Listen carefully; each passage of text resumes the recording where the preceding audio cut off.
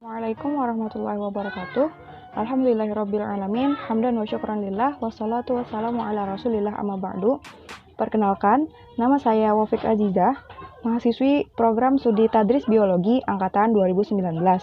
Alhamdulillah, kali ini kita dapat bertemu lagi secara online dalam mata kuliah Biologi Sel yang diampu oleh dosen Ibu Nida Humaida, MSI. Pada hari ini, kita akan membahas submateri yang kedua pada materi membran plasma dan hubungan antar sel, yaitu jenis-jenis protein membran dan peranan karbohidrat membran dalam rekognisi sel. Nah, apa saja sih protein pada membran sel? Apa sih hubungan rekognisi sel dengan karbohidrat dalam membran? Nah, untuk mengetahui jawabannya, silahkan simak video berikut ini ya. Sel merupakan struktur terkecil penyusun suatu individu. Sel ini tentunya perlu perlindungan, baik itu melindungi dirinya dari ancaman benda luar ataupun menjaga organel sel di dalamnya tidak tumpah atau menyebar kemana-mana. Organel yang membungkus sel beserta organel-organel lain di dalamnya adalah membran plasma. Komponen penyusun membran plasma adalah lipid, protein, dan karbohidrat. Membran plasma itu sebagian besar permukaannya tersusun atas lipid. Lipid pada membran plasma biasa disebut dengan fosfolipid yang sifatnya amfifatik. Kenapa ya bisa seperti itu? Jawabannya adalah adanya sifat yang berkebalikan pada fosfolipid tersebut, yang dimana penyusun fosfolipid itu sesuai dengan namanya, yaitu kepala fosfat dan ekor lipid. Bagian kepala atau fosfat ini bersinggungan langsung dengan air, baik di permukaan dalam sel atau permukaan luar sel, yang bersifat hidrofilik atau suka air. Sedangkan bagian ekor atau lipid ini tidak mau bersinggungan dengan air, karena bersifat hidrofobik atau benci dengan air. Sampai di sini mungkin timbul pertanyaan, kok bisa struktur dengan sifat berlawanan menjadi pelindung sel yang dimana baik itu luar sel atau dalam selnya kan mengandung air? Bukannya tadi lipid itu bersifat hidrofobik? Nah, jadi adanya perbedaan sifat pada struktur tersebut mengharuskan fosfolipid tersusun menjadi dua lapis, atau dalam bahasa Inggris disebut dengan bilayer lipid. Dapat dilihat pada gambar, begitulah susunan dari dua lapisan lipid pada membran sel. Bagian kepala atau fosfornya berada di permukaan luar maupun dalam sel dan melindungi bagian lipid yang bersifat benci air tadi. Nah, ternyata fosfolipid yang terlihat berhimpitan itu memiliki sifat yang elastis atau tidak kaku. Bahkan mereka dalam keadaan tertentu bisa berganti posisi. Jika membran bersifat kaku, maka permeabilitasnya akan berbeda dari yang seharusnya dan kerja dalam membran tidak akan berjalan dengan baik, bahkan terhenti. Silahkan amati kembali gambar di layar. Pada buku Tortora disebutkan bahwasanya membran plasma itu bagaikan lautan lipid, yang berarti bergelombang atau tidak kaku. Nah, begitu pula lipid yang melindungi sel. Lipid berperan dalam menstabilkan kesatuan fisik membran plasma, sehingga dapat berfungsi layaknya pagar pelindung sel yang dimana juga menjadi gerbang bagi materi yang masuk atau keluar sel. Sifat membran yaitu selective permeable, yaitu membiarkan masuk materi yang dibutuhkan sel dan menolak materi yang merugikan untuk sel. Komponen penyusun sel yang kedua yaitu protein. Protein dalam membran sel dibedakan ke dalam dua jenis berdasarkan letaknya di membran, yaitu protein integral dan protein periferal. Mari kita melihat kembali gambar di slide ke-8. Kembali membayangkan pada konsep bahwa membran itu bagaikan lautan lipid. Dalam lautan itu terdapat pulau-pulau yang muncul dari dasar laut. Pulau ini diibaratkan dengan protein integral yang bertempat memanjang melewati barisan fosfolipid. Pangkalnya ada di permukaan lipid bagian luar sel dan ujungnya ada di permukaan lipid bagian dalam sel. Selanjutnya penjelasan tentang protein periferal. Di lautan lipid dan pulau-pulau protein integral juga ditemukan pada permukaan lautan tersebut terdapat beberapa perahu yang berlayar.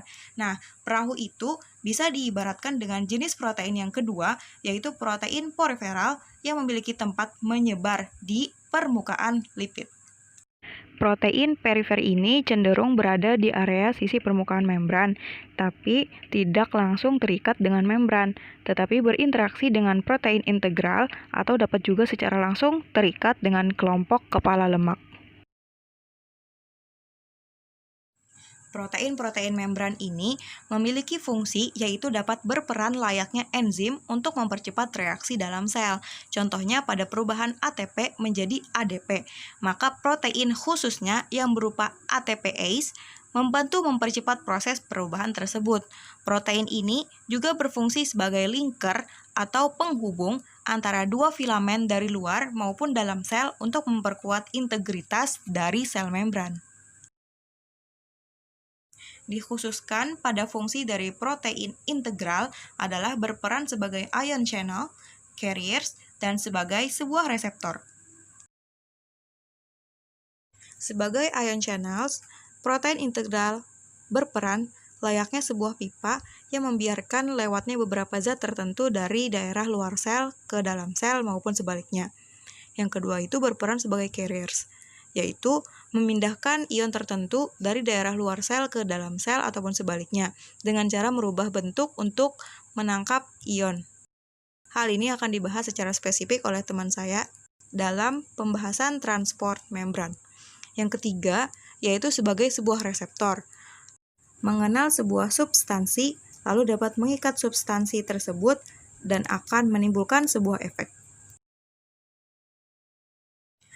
Perlu diketahui juga pada membran sel terdapat protein transport atau protein saluran. Apa sih itu protein transport?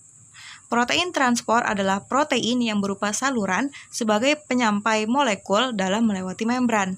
Protein transport hanya bisa memindahkan molekul atau zat tertentu sesuai dengan job list-nya. Misal, pada contoh yaitu aquaporin. Aquaporin ini merupakan protein transport khusus yang berfungsi mengantarkan molekul air dalam melalui membran.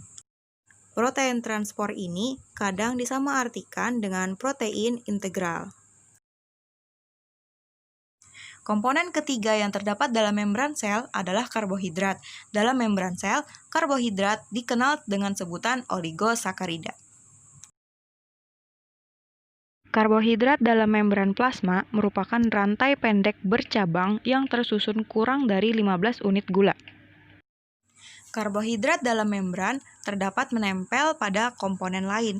Jadi berdasarkan komponen yang ditempelinya, oligosakarida terbagi menjadi dua, yaitu glikolipid yang berarti oligosakarida yang terikat dengan lipid, dan glikoprotein yang berarti oligosakarida yang berikat dengan protein. Rekognisi memiliki arti penerimaan, perolehan, pengakuan, atau pemanfaatan. Dari definisi itu, dapat diketahui bahwa rekognisi sel menyatakan fungsi karbohidrat atau glukosa di dalam tubuh adalah sebagai pengenal antar sel, termasuk reseptor serta komunikasi antar sel. Peran karbohidrat dalam rekognisi sel adalah sebagai penyusun sel dan pembeda tipe-tipe sel di sekitarnya, pemilih sel yang menjadi penyusun berbagai jaringan dalam organ embrio hewan, dan penolakan sel asing oleh sistem kekebalan tubuh. Mengingat kembali bahwasanya membran itu salah satunya berfungsi menyampaikan sesuatu dari luar ke dalam sel sebagai asupan sel untuk melaksanakan perannya dan melangsungkan kehidupan. Dalam memilih asupan tersebut, tentu ada sesuatu yang bertugas menyaring mana asupan yang baik dan mana yang merupakan patogen yang akan berdampak buruk pada sel. Nah, disinilah adanya peran glikoprotein sebagai sel identity. Artinya, dia itu bisa menjadi sebuah name tag karena sel-sel itu perlu mengidentifikasi dirinya. Jika tidak ada name tag tadi, maka akan terjadi miscommunication antar sel. Misal, jika sel-sel sehat dalam tubuh kita sendiri tidak mempunyai sel identity marker atau name tag, maka sel-sel imun kita tidak dapat merecognize atau mengenal yang mana itu sel-sel tubuh kita yang masih sehat dan yang mana itu yang merupakan patogen.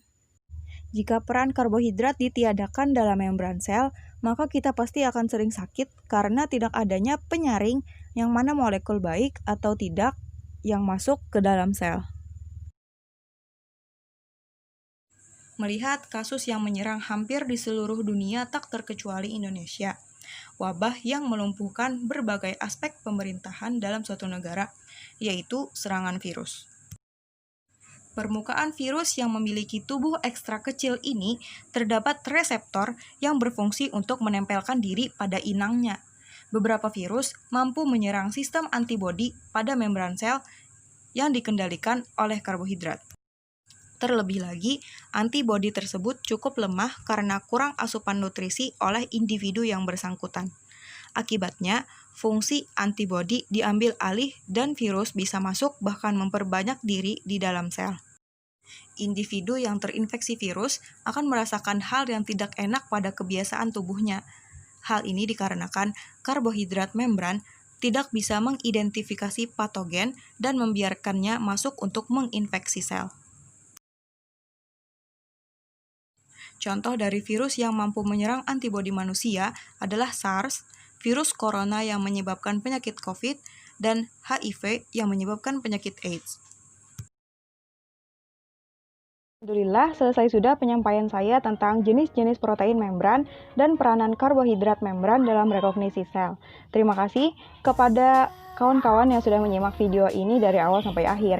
Mohon maaf atas segala kekurangannya. Semoga dapat diambil manfaat untuk kita semua. Amin ya robbal alamin. Jika mungkin ada yang terlewat, bisa diulang kembali untuk menonton videonya. Tonton juga video teman-teman saya dari kelompok 3 dengan materi yang sama pada submateri yang berhubungan.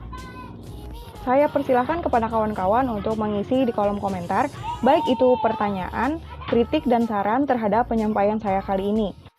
Pesan dari saya, tetap jaga kesehatan, seimbangkan asupan makanan, tetap lakukan aktivitas seperti biasa namun dengan batasan dan aturan yang telah ditetapkan. Dan jangan lupa, walau lingkungan kurang kondusif, kita harus tetap produktif. Sekian dari saya, wassalamualaikum warahmatullahi wabarakatuh. Sampai jumpa.